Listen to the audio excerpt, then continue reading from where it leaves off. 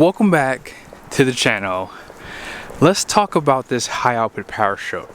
I've been wanting to do this video for pretty much ever since I heard about the high output power stroke. And we're going to use this beautiful platinum as the example. Long bed and high output power stroke. There it is.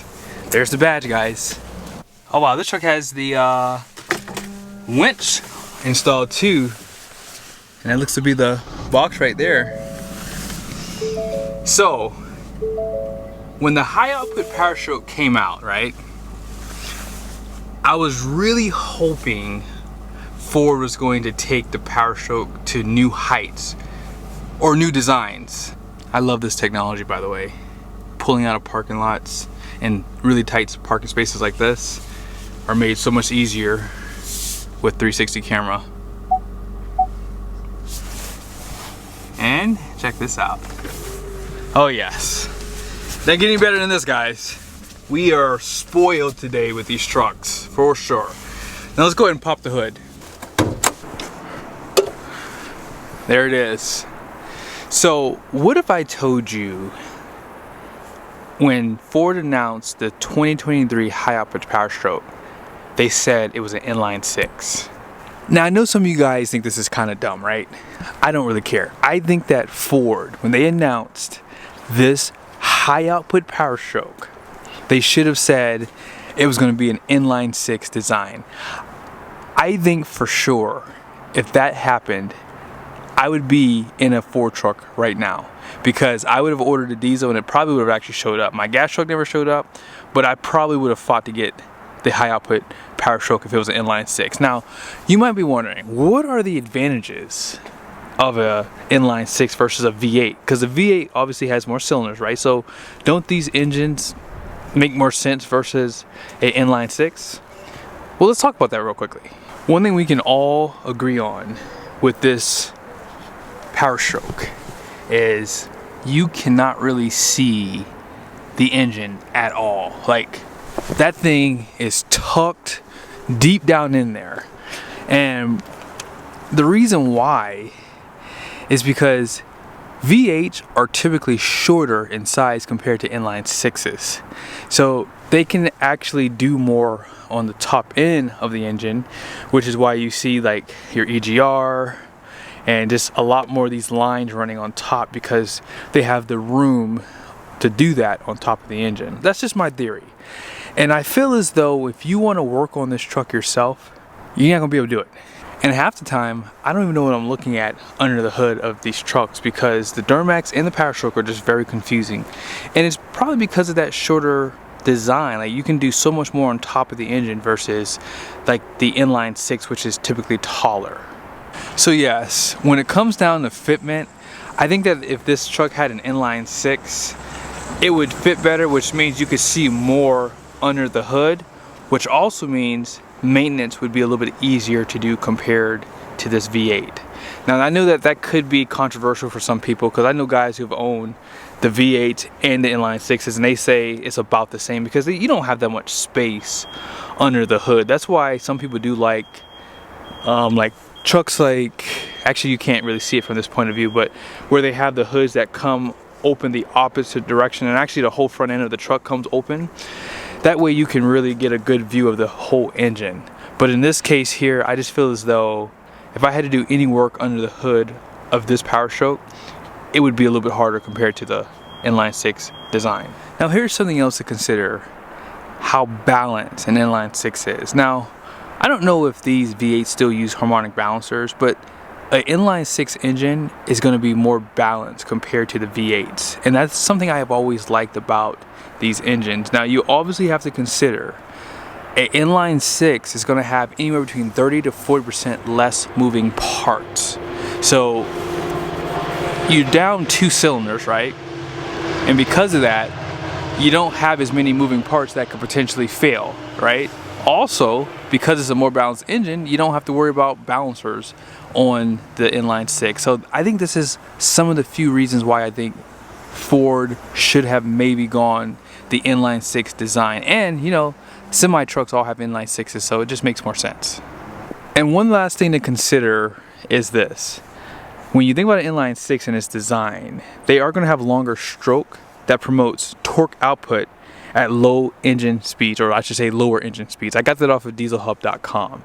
Now, I do have a Cummins right down there. Let's go ahead and do a sound test, because this is my final advantage. I think, and I don't care what anyone says, a turbocharged inline six diesel sounds way better than V8 diesels. Take a listen.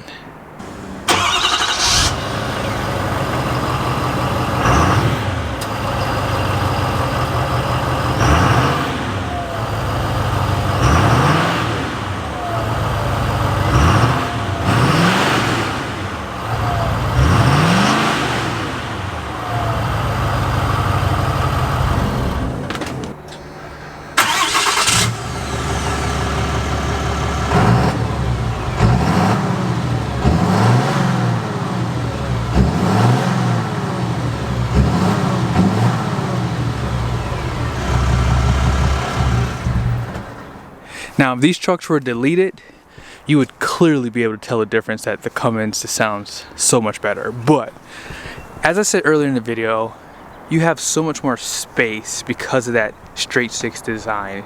And I can see the heads, I can see the block down there too, a lot easier than I can on the V8 configuration here. Now, obviously there's going to be some disadvantages to the inline six. Are you guys ready to go over the first one? Let's go over it.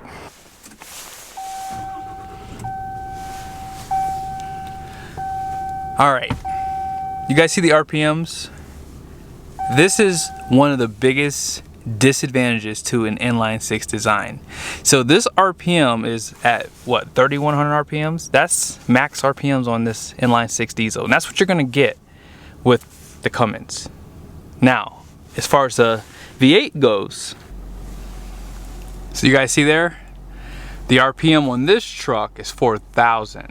So when you're able to have more RPM, that's always going to be better for going up steep grades. Now, don't get me wrong, because that power curve for the Cummins is so linear, in my opinion, I feel as though you don't really need the RPM with the inline six on the Cummins. But at the end of the day, I will say, when it comes down to true power handling, this truck puts down the power a lot stronger, whether it be unloaded or loaded up, because you do have more RPM. And of course, this truck has more horsepower and torque. And that's the other thing. The Cummins is actually limited to the transmission, which is why I think this truck has so much torque management. I'm willing to bet you if Ram were to run a new 10-speed transmission, I think Eisen does now have a couple of 10-speed transmissions. If they were to tune those transmissions to handle the power that this Cummins can actually put out, I think horsepower to horsepower, like if they were the same, I think that the inline six would run the power stroke. But nevertheless, that's just he said, she said stuff. But the power delivery is so much smoother in the Cummins. I think that from towing trailers cross country with my Duramax versus my Ram, I just choose that inline six design every time. It's just my favorite. Now let's go ahead and wrap up this video, because obviously there's not a lot of disadvantages to inline sixes. Just kidding. Now, when you think about the bore and stroke, this is probably the biggest disadvantage to the inline six design that I didn't know about. I actually got some information off of dieselhub.com. Great website if you like to learn more about diesels and, you know, transmissions, things like that. Now let's go over the bore and stroke with this power stroke. The bore, which, and this is all gonna be in inches, is going to be 3.9 by 4.25 inches. On this inline six Cummins is going to be 4.21 by 4.88 inches. So obviously the inline six is going to have a larger bore because you have less cylinders, right? So more cylinders are going to make the bore a little bit smaller. However, here's what really affects the inline six. That is the height of this engine. So when you think about the stroke, that's basically the piston. What's connected to the pistons? I can never remember. But nevertheless, whatever's connected to the pistons, whatever's going up and down, right? The length is longer with the inline six compared to the V8. Now, you guys saw that the stroke was 4.88 inches on the Cummins versus 4.25 inches. Now, when you're thinking about an engine operating, right, These pistons have to go at the same speed, which means this Cummins has to go 4.88 inches to the forged 4.25 inches of stroke, and they're going to be doing it at the same time. So that's going to put more stress, in theory, on this engine. So that's something to consider when you think about an inline 6 design. So there are obviously disadvantages to both sides. Now I do like the V8s for the most part because they do make power better down low unloaded. Now when you hook up a trailer, I don't care what anyone says, this inline 6 Cummins is an absolute beast. But I hope this video was helpful. Like I said earlier, I've been wanting to do this video for a long time, but it's really hard to get this type of information because it's so complex for someone like me. But I figured I would like to see comments down below because I learned a lot from you guys too. What are you guys' thoughts? Should Ford do an inline 6 high output power stroke in the future? Let me know.